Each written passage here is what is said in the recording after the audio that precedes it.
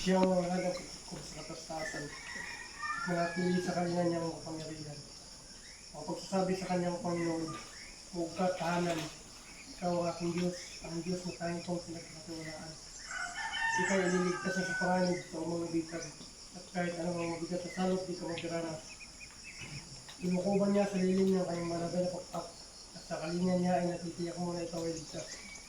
Ingatan niya at ipagsasanggalang sapagkat siya'y tapat. Isapit ng gabi, di ka matatakot anumang bagay.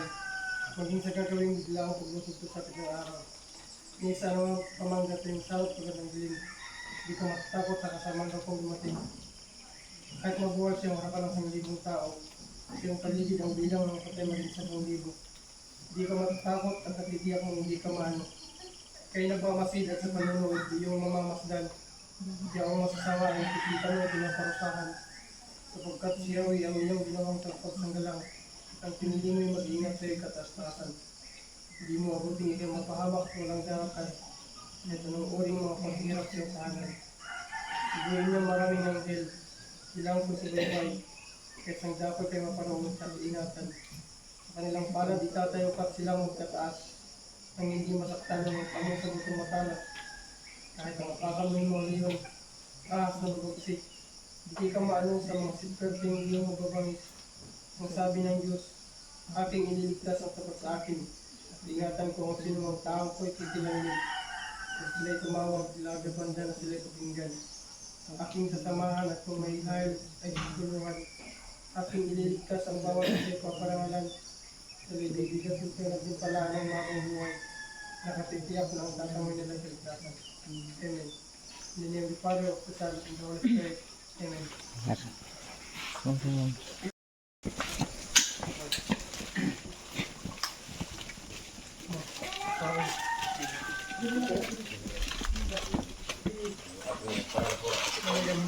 Let's go mga lods.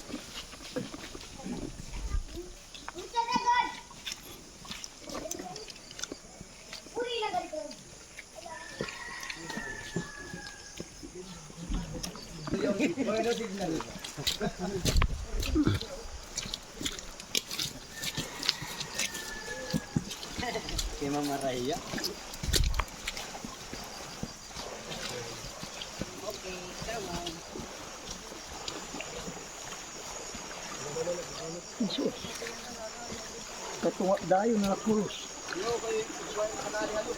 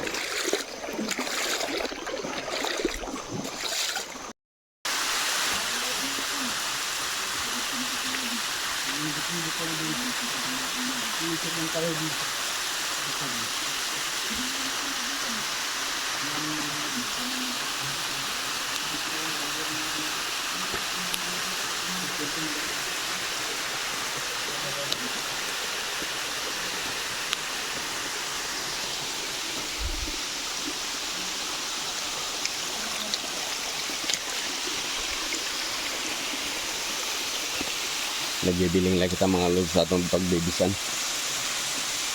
Dito na kita mga lods. Ayun na. Nagbibiling kita itong mahawan. Itong makaka-bis kita. Ngayon makakuha yung signal.